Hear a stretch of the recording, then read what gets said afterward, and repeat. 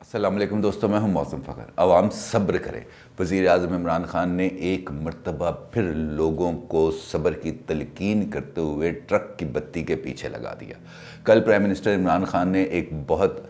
مصروف دن گزارا، بہت اہم ملاقاتیں بھی کی انہوں نے، جہاں سے انہوں نے اپنی سیاسی مضبوطی کا تاثر دینے کی کوشش کی، لیکن اس کے ساتھ ساتھ کل انہوں نے کوئی 90 منٹ کا ایک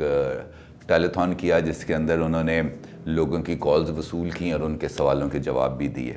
اور باقی تو تمام باتیں وہی تھیں جو وہ پہلے کر چکے ہیں، فارن فنڈنگ کیسز کے حوالے سے، پی ڈی ایم کے حوالے سے، مہنگائی کے حوالے سے، اور عوام کو ایک مرتبہ پھر انہوں نے صبر کی تلقین کر دی۔ لیکن جو سب سے اہم بات تھی اور جو اس پورے ان کے 90 منٹ کے نشریے کے اندر جو بات سب سے زیادہ الگ تھی یا نئی بات تھی، وہ یہ تھی کہ میرا 200 پاؤنڈ وزن بڑھ گیا، کیونکہ اب میں پرائم منسٹر ہاؤس میں رہتا ہوں اور 8 گھنٹے بیٹھا رہتا ہوں، لہٰذا میرا 200 پاؤنڈ وزن بڑھ گیا۔ جناب بہت اچھی بات ہے، اللہ تعالیٰ آپ کے صحت کے اندر اور خیر و برکت دے، لیکن لوگوں کا بھرکس نکل گیا۔ اب لوگوں کو تو صبر کی عادت پڑ گئی، اب دوبارہ اب ان کو بے شک اب یہ مت کہیے گا کہ صبر کریں، کیونکہ عوام کہاں کہاں پر صبر نہیں کر رہے۔ وہ بجلی جو نہیں بھی استعمال کرتے اس کا بل ادا کرتے ہیں، اس پر صبر کرتے ہیں، گیس جو نہیں آتی اس پر بھی صبر کرتے ہیں، اور وہ جو ایل پی جی کی قیمت دگنی تگنی ہو جاتی ہے اس پہ بھی صبر کرتے ہیں۔ عوام کو جو روزگار اس وقت روزگار ہے پرائیویٹ اداروں میں، وہاں پر جو ان کی تنخواہوں میں کٹ لگ رہے ہیں وہ اس پر بھی صبر کر رہے ہیں، اور جو بیچارے بے روزگار ہو کے گھروں میں بیٹھے ہوئے ہیں وہ تو صبر کے علاوہ کچھ کر نہیں سکتے، اور شکر کا آپشن ان کے پاس آپ نے الحمدللہ رہنے ہی نہیں دیا۔ عوام امن و امان پہ بھی صبر کرتے ہیں، کیونکہ ہر روز آپ اخباروں میں دیکھتے ہیں کہ ہر روز لوٹ مار کے واقعات بالکل سرعام ہوتے ہیں، اس پر بھی صبر کرتے ہیں۔ چینی مافیا، آٹا مافیا، دھنیا مافیا، پیاز مافیا، وہ کون سا مافیا ہے جو اس وقت لوگوں کو بلیک میل نہیں کر رہا، لیکن عوام الحمدللہ اس پہ بھی صبر کر رہے ہیں۔ تعلیم، آپ نے کہا کہ اپریل سے یکساں نظام تعلیم ہوگا، اور میں مان جاؤں گا آپ کو اگر آپ کی یہ بات درست ہوئی۔ یقین جانیے کہ میں پبلکلی آپ کو جو ہے نا آپ کی حمایت کا اعلان کر دوں گا کہ اگر وہی سلیبس، وہی کریکولم ایچیسن کالج کا بچہ پڑھے اور وہی گورنمنٹ جونیئر ماڈل سکول کا بچہ پڑھے اور ویسے ہی اساتذہ ان کو پڑھائیں، تو یقین جانیے کہ میں آپ کا رہین منت ہو جاؤں گا اور آپ کی بھرملا حمایت کا اعلان کروں گا۔ لیکن اس وقت تک کی جو صورتحال ہے وہاں پر جو تعلیم کا معیار ہے لوگ اس پہ بھی صبر کر رہے ہیں۔ ہسپتالوں کی صورتحال آپ کے سامنے ہے، آپ کسی بھی سرکاری ہسپتال میں چلے جائیں آپ کو آٹے دال کا بھاؤ معلوم ہو جائے گا، اور اگر آپ کسی پرائیویٹ ہاسپٹل میں چلے جائیں تو اب یقین جانیے کہ اگر آپ کی کوئی جمع پونجی ہے موجودہ 2.5 سال کے بعد، اگر کوئی جمع پونجی آپ کی رہ گئی ہے تو وہ وہاں پہ خرچ ہو جائے گی، لوگ اس پہ بھی صبر ہی کر رہے ہیں۔ کہاں کہاں تک لوگوں نے صبر کریں جناب، مجھے تو یہ سمجھ نہیں آتی۔ مجھے تو یہ لگتا ہے کہ اب لوگوں نے آپ کی حکومت، آپ کی گورننس، آپ کا جو سارا حساب کتاب ہے اس پہ بھی صبر کر لیا، اور اب آپ بھی صبر کر لیں۔ اور آپ نے بھی جو 2.5 سال صبر کیا، میرے تو آپ سے یہ ریکویسٹ ہے کہ اور 2.5 سال صبر سے کر لیں، تاکہ لوگوں کا بھی تو صبر ٹوٹے، کیونکہ جب تک لوگوں کا صبر نہیں ٹوٹے گا میرا خیال ہے کہ آپ اپنی حرکتوں سے باز نہیں آئیں گے۔ تو لہٰذا آپ کو بھی لوگوں کے اپنا اس صبر کے پیمانے کو چھلکنے کا انتظار کر رہے ہیں۔ کل آپ بہت خوش تھے، بہت آپ نے خوشیاں بھی منائیں، لوگوں سے آپ نے کہا، رابطے کیے اور یہ بتایا کہ دیکھیں 31 جنوری گزر گیا، میں نے استعفیٰ نہیں دیا، اور پی ڈی ایم والے بھی کوئی اس کے اوپر اہم رول ادا نہیں کر سکے۔ اور کل آپ نے جو 2 ملاقاتیں کر کے، خاص طور پر عسکری قیادت سے اور پھر اپنے ایک ہمدم درینہ مسلم لیگ ق سے ملاقات کر کے جو اپنی مضبوطی کا تاثر دینے کی کوشش کی ہے، تو اس پر بھی صبر رکھیے گا کہ میرا یہ خیال ہے کہ یہ تاثر زیادہ دیر قائم رہنے والا نہیں ہے، کیونکہ وہ پنجابی میں کہتے ہیں نا کہ یہ سجی دکھا کے کھبی مارنے والی بات ہے، تو یہ آپ کو سجی دکھائی جا رہی ہے اور کھبی لگے گی، کیونکہ وہ جو معاملہ آپ نے ابھی تک التوا میں رکھا ہوا ہے نا،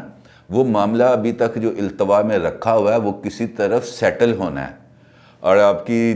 40 دن کے اندر 4 ملاقاتیں ہو چکی ہیں، معاملہ سیٹل نہیں ہو پا رہا۔ تو جب تک وہ معاملہ سیٹل نہیں ہوگا نا، آپ کو سکون کا سانس میرا خیال ہے نہیں ملے گا، اور وہ سیٹل ابھی ہو کے نہیں دے رہا، جو میری اطلاعات ہیں، جو میں نے آپ کو بتایا تھا کہ کل بھی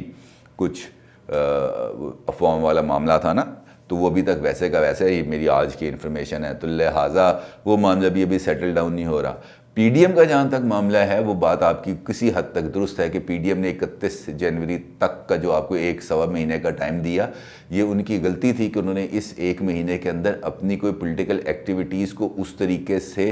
بڑھایا نہیں جس طریقے سے ان کو بڑھانا چاہیے تھا۔ جس طریقے سے مومنٹم بن گیا تھا اسی طریقے سے جلسے، ریلیاں، مظاہرے، کچھ ایسی ڈیلی بیسس پر ہفتے بعد 2 دن بعد ایسی ایکٹیویٹیز اگر وہ کرتے رہتے تو آپ کے اوپر پریشر، آپ کی حکومت کے اوپر پریشر بلڈ رہنا تھا اور اس نے آگے ایکسیلریٹ بھی کرنا تھا۔ لیکن جو درمیان میں قوتیں آئیں جنہوں نے ان دونوں پارٹیز کو، بلکہ تینوں پارٹیز کو اب انگیج کر لیا اور ان کو کچھ نہ کچھ اوپننگز دینے پر آمادہ ہو گئے ہیں، تو اس سے بھی یہ تاثر ملتا ہے کہ کسی نہ کسی جگہ پر آپ کمزور ہو رہے ہیں، کیونکہ اگر آپ کمزور نہ ہو رہے ہوتے تو پی ڈی ایم کے ساتھ رابطوں کی کسی کو بھی ضرورت نہ پڑتی، اور آپ کو اس بات کا علم بھی ہے کہ رابطے ہو رہے ہیں۔ لیکن معاملہ پھر صبر کا ہے، کیونکہ وہاں پہ پی ڈی ایم ان رابطوں کے بعد اب اپنی احتجاجی تحریک پہ بھی صبر کرے گی، ڈیفینیٹلی اس کو اب اس کے لیے ٹائم چاہیے، اور لوگوں کو تو آپ نے ویسے ہی صبر کی تلقین کر دی ہے۔ 200 پاؤنڈ آپ کا وزن بڑھ گیا، لیکن اب یقین جانیے کہ لوگوں کا تو بھرکس نکل گیا،